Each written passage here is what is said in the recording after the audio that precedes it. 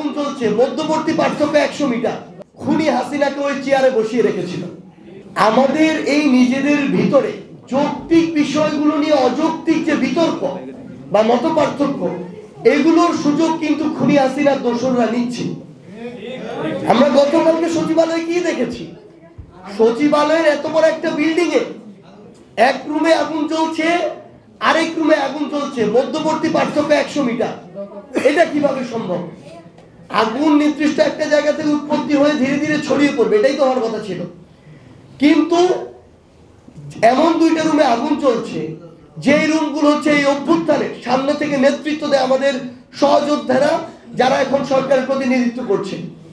আমাদের উপদেষ্টা আসিফ মাহমুদ এবং নাহিদ ইসলামের রুম কিভাবে জ্বলে পুড়ে শেষ হয়ে গিয়েছে আপনারা দেখেছেন।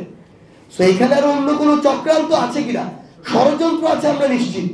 কিন্তু এটি কি পরিসরে ছিল, কিভাবে দেশকে অস্থিতিশীল করার পায়তারা চলছে, সেটিও আমাদের ঐক্যবদ্ধভাবে পর্যবেক্ষণ করতে হবে এবং প্রতিহত করতে হবে।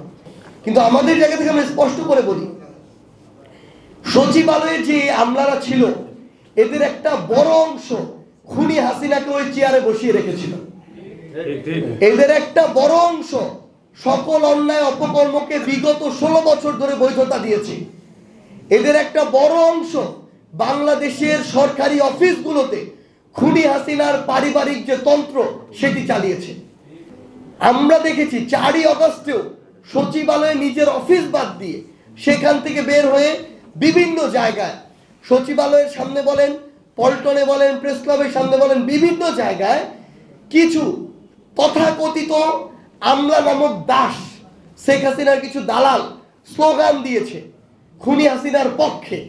তারা এখন সচিবালয়ে অফিস করে। তো তারা যখন 4 আগস্টে এই কাজ করে সচিবালয়ে অফিস করে, আপনার সচিবালয় নিরাপদ কিভাবে থাকবে? আমরা আমাদের জায়গা থেকে মনে করি এই অন্তর্বর্তীকালীন সরকারের এখন এই অভ্যুত্থান এবং বিপ্লবের স্পিরিটকে ধারণ করে ওইভাবেই পদক্ষেপ নেওয়া উচিত। এখানে হয় সাদা না হয় কালো, মধ্যবর্তী কোনো জায়গা নাই।